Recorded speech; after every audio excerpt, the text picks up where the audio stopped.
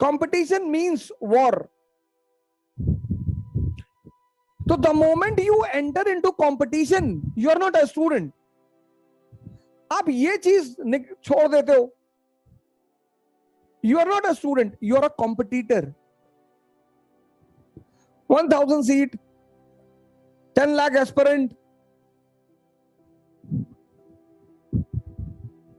1000 seat, 10 lakh aspirant. तो what will be the most promising thing? सबसे important चीज क्या होगी? पढ़ाई तो होगी, स्टडिंग वो तो सभी करेंगे. ये 10 लाख लोगों में से 9 लाख तो पढ़ेंगे ही पढ़ेंगे. 10 लाख लोगों में से 9 लाख पढ़ेंगे, कम से कम 8 लाख तो पढ़ेंगे ही पढ़ेंगे पहले अटेम्प्ट में. तो what will be the most important thing other than studying? Study से ज्यादा महत्वपूर्ण क्या होगा?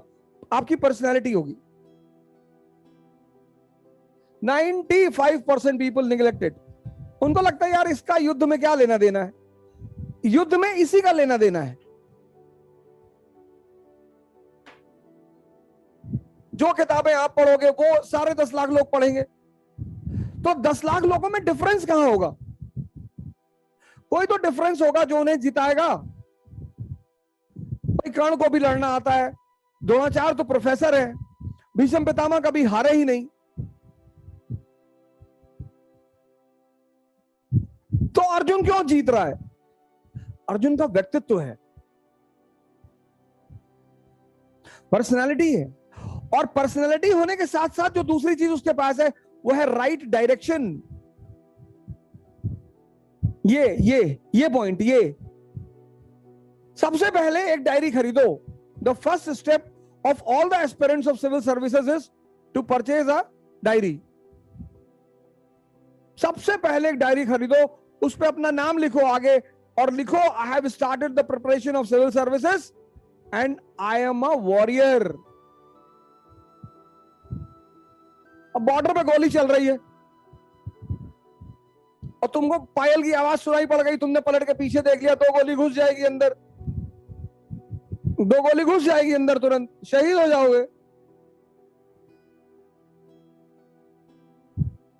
इतनी बड़ा खेल है, ये तो सबको पता है. ये 100% पीपल आर क्लियर.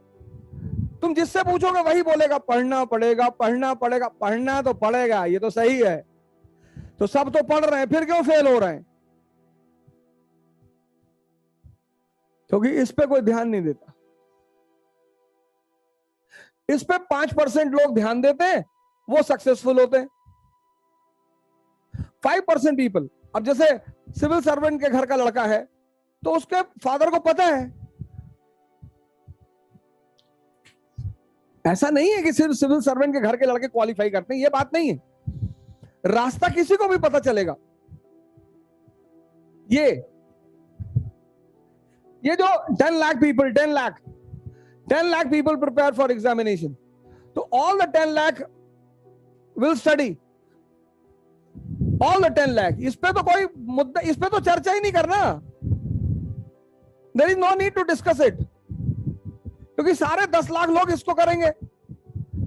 कोई बंदा ऐसा नहीं होगा जो ये कहते हम भाई साहब नहीं पढ़ेंगे, हम तो अकबर बीरबल वाली किताब पढ़ेंगे.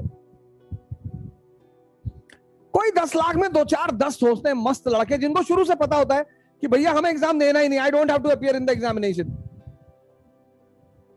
2-4 होते हैं. हमारे साथ एक हजारीबाग के फिरोज भाई थे. तो when he went to the coaching for 10 days, तो on 11th day he was sitting with us on in Mukherjee Nagar. तो 11वें दिन वो हम सब मुखर्जी नगर में बैठे थे. तो बोले अवध भाई, हमने कहा हाँ भाई.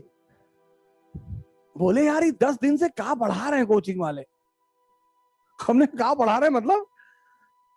बोले यार कुछ बता रहे हैं ये लोग, मतलब कुछ बता रहे हैं कि लैटिट्यूड होता है और ऐसा होता है, और लैटिट्यूड से जो है पता नहीं क्या लैटिट्यूड ज्योग्राफी की पहली क्लास चल रही थी. तो बेचारे वहां चाय पी रहे थे बैठ के. तो बोले यार कुछ लैटिट्यूड बता रहे हैं लेकिन समझ में नहीं आ रहा क्या कर रहे हैं लैटिट्यूड में. और उस आदमी की ईमानदारी ये थी कि उस आदमी ने कहा कि भैया हम ना कर पाएंगे. हमने कहा हो सकता है आपको ज्योग्राफी ना समझ में आ रही हो, अगला सेशन आने दीजिए, कुछ और सब्जेक्ट आएगा वो समझ में आएगा.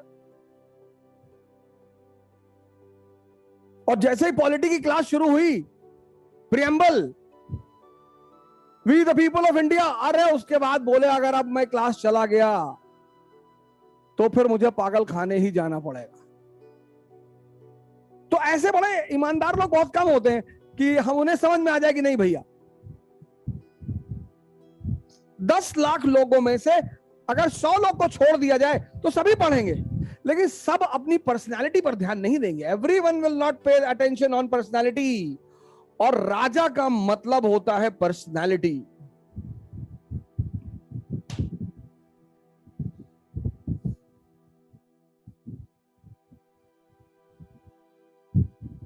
राजा अनपढ़ भी है तो चलेगा, क्या फर्क पड़ता है।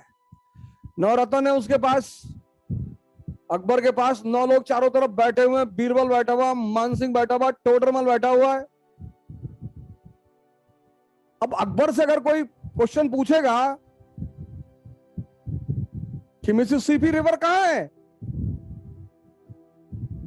तो बीरबल को बुला के, जरा तूने एमए कर रखा ना ज्योग्राफी में, हाँ बता इसको मिसिसिपी कहां बहती है बता। राजा का काम है एक अच्छे ढंग से कोऑर्डिनेशन। पहला पॉइंट तो तुम ये लिख लो कि मैं अब आज की डेट से योद्धा हूं। यार 1 साल, you can not give 1 year to your life. 1 साल, आपकी उम्र है 22 साल, आप 23 साल में आईएएस बन गए।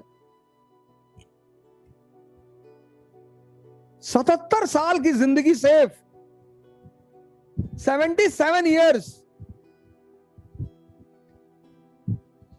यार जहां 22 साल आपके कट गए तो 1 साल नहीं कटेगा।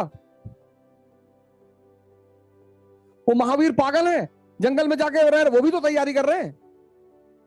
बुद्ध भी तो तैयारी कर रहे हैं, राम भी तो तैयारी कर रहे हैं, कृष्ण भी तो तैयारी कर रहे हैं। आप आईएएस की कर रहे हैं, वो भगवान बनने की कर रहे थे, तैयारी दोनों लोग कर रहे हैं। उत्तर प्रदेश और उत्तर भारत के सभी लोगों के लिए एक बड़ी अच्छी खबर है, और खबर यह है कि इकरा ने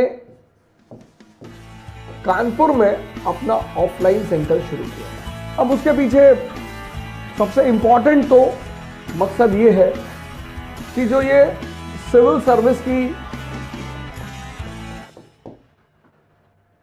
महत्वाकांक्षा या सपना जो इधर के लोगों में है, उसके लिए एक अच्छा रास्ता उन्हें दिखाया जाए। इकरा अपना ऑफलाइन क्रैश कोर्स भी देने जा रही है। जो लोग 2022 का प्रीलिम्स देने आ रहे हैं उनके लिए तो इंपॉर्टेंट है।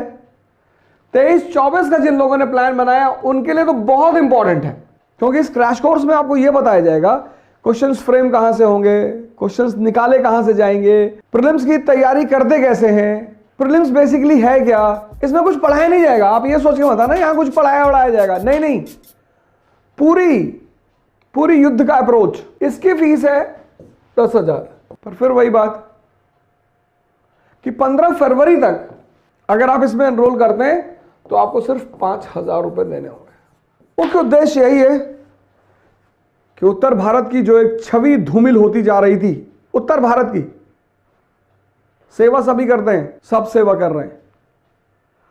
उत्तर भारत की जो एक छवि धूमिल हो जा रही थी कि नहीं यहां कोई अच्छा इंस्टीट्यूट नहीं है, यहां कोई अच्छा संस्थान नहीं है, लड़कों को दिल्ली ही जाना। आपको दिल्ली जाना है, आप बिल्कुल जाइए, कौन आपको रोक रहा है, एकदम जाइए। लेकिन इकरा इस चीज का प्रयास करेगी कि इस टैग को हटा लिया जाए कि दिल्ली जाना है। आप सभी, उसके पास पिछले 3 साल का अनुभव है, उसके पास पिछले 3 साल का एक विश्वास है जो उसने अपना बाजार में पैदा किया है, उसके पास एक बहुत अच्छी टीम है टीचरों की जो भारत में एक सर्वश्रेष्ठ टीम है। तो आप इन सारी चीजों का फायदा उठा सकते हैं। जय हिंद।